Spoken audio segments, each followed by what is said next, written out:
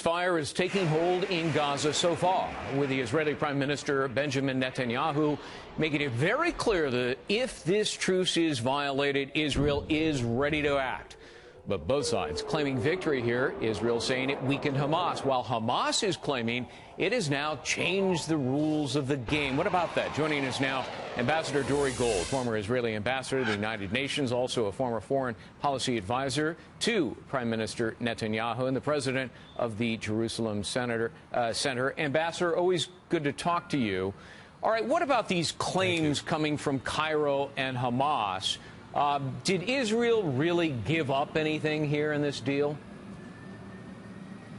No, Israel did not. And I think what has happened is that there has been a very important change of perception on the Hamas side.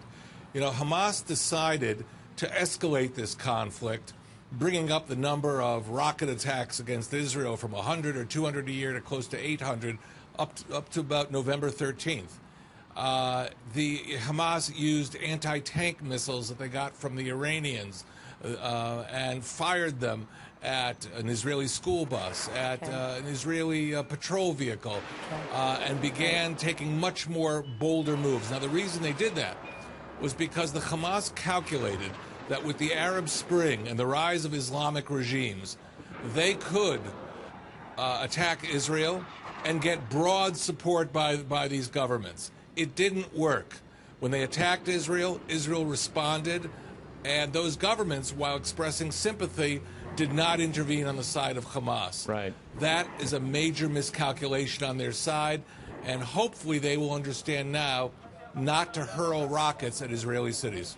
Shlomo Brahm at the Institute for Strategic Studies in Tel Aviv said this, and we'll put it up on the screen for our viewers. Eventually, it will collapse, like every ceasefire collapses. But the question is how much time it will take for that to happen, a few months or a few years. The issue is whether the blow Hamas got is strong enough to deter them from not complying with the ceasefire. We don't know yet. Is he right about that? And in the end, this just turns out to be an endless cycle of breaches and escalations and backing off, and then it starts again. Well, let's understand where we are, because we shouldn't misread the situation. Hamas remains a dangerous international terrorist organization, defined as such not just by the U.S., by the European Union. The Muslim Brotherhood in Egypt still condemns Israel, still views us as illegitimate. You heard the statement that was made on Fox just a few minutes ago by the supreme guide, the Murshid, as they say in Arabic, Mohammed Badi. But I think what has happened is that the Arab regimes clearly, like Egypt, want to consolidate their control of their countries. They need to have economic expansion. They need to make sure that they're in control of their military and their intelligence services. Right. And during that period of consolidation, they will pressure Hamas to ease off. That's the window of quiet that we have. The moment that changes on the side of a country like Egypt, Hamas could easily slip back into rocket fire. But if that happens, Israel will respond. But, Ambassador, the rhetoric coming from the Islamic Brotherhood and Cairo notwithstanding, there is a valid point to be made here that Mohammed Morsi and Egypt at large did abide by its peace agreement with Israel and did, to some extent, act as a critical mediator in this 8-day war, did it not? Well, I think you're right. I think that Mohammed Morsi, President Morsi of Egypt, played an important role. But, you know, the Muslim Brotherhood still remains the Muslim Brotherhood, and it still has positions calling for armed struggle and mukawama, resistance in Arabic, against Israel.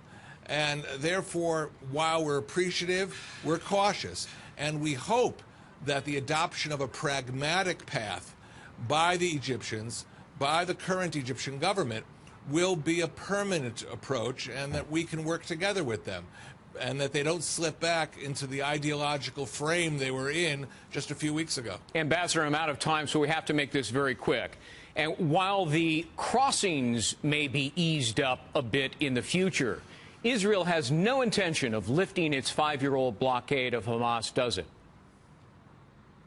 Well, remember who wants to get back into the Gaza Strip? Iran. Iran used the smuggling tunnels for its Fajr 5 rockets. If we lift that blockade of Gaza, there will be Iranian ships bringing far more weaponry in to replace everything that Israel just destroyed. Ambassador Dore Gold, thank you so much for being with us today. My pleasure.